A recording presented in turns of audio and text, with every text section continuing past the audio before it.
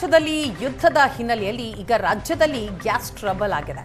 ಬಳ್ಳಾರಿಯ ಸಂಡೂರಿನಲ್ಲಿ ಸಿಲಿಂಡರ್ಗಾಗಿ ಜನ ಪರಿತಪಿಸ್ತಾ ಇದ್ದಾರೆ. ಸಿಲಿಂಡರ್ ಬೇಡಿಕೆಯನ್ನೇ ಮತ್ತೊಂದು ಕಡೆ ಏಜೆನ್ಸಿಯವರು ಬಂಡವಾಳವನ್ನಾಗಿ ಮಾಡಿಕೊಳ್ತಾ ಇದ್ದಾರೆ.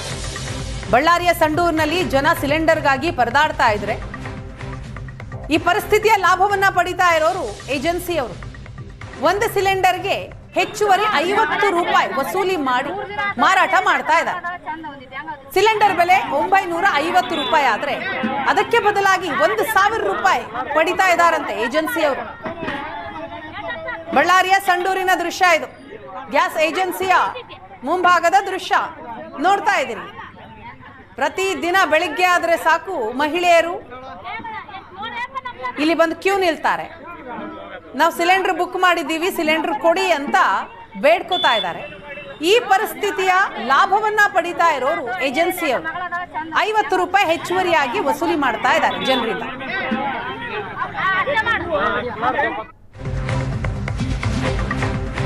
ಇನ್ನು ಸಿಲಿಂಡರ್ ಸಮಸ್ಯೆಯಿಂದ ರೋಸಿ ಹೋದ ಸೈಬರ್ ಕೆಫೆ ಮಾಲೀಕ. ಪಕ್ಕದಲ್ಲಿರುವಂತಹ ಗ್ಯಾಸ್ ಏಜೆನ್ಸಿ ಬಂದ್ ಆಗಿದ್ದಾಗ ಕೆಫೆಯಲ್ಲಿ ಜನ ಬಂದು ವಿಚಾರಣೆ ಮಾಡ್ತಾರಂತೆ. ಜನರ ವಿಚಾರಣೆಯಿಂದ ಕೆಫೆ ಮಾಲೀಕ ರೋಸಿ ಹೋಗಿದ್ದಾರೆ. ಹಾಗಾಗಿ ಕೆಫೆ ಮುಂದೆ ಬೋರ್ಡ್ ಕೂಡ ಹಾಕಿದ್ದಾರೆ. ಗ್ಯಾಸ್ ಏಜೆನ್ಸಿ ಬಗ್ಗೆ ನಮ್ಮನ್ನ ಕೇಳಬೇಡಿ ಅಂತ ಪೋಸ್ಟರ್ ಹಾಕೊಂಡಿದ್ದಾರೆ. ಇದು ಕೆಫೆ ಮಾಲೀಕನ ತಲೆನೋವು. ಸಿಲಿಂಡರ್ ಸಮಸ್ಯೆ ಇದೆ.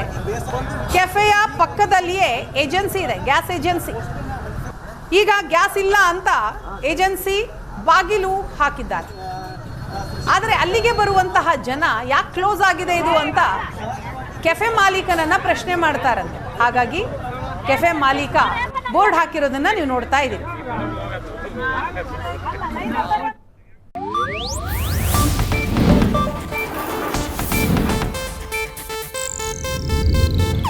ಇದು ಏಷ್ಯಾನೆಟ್ ನ್ಯೂಸ್ ನೆಟ್ವರ್ಕ್ ಪ್ರಸ್ತುತಿ.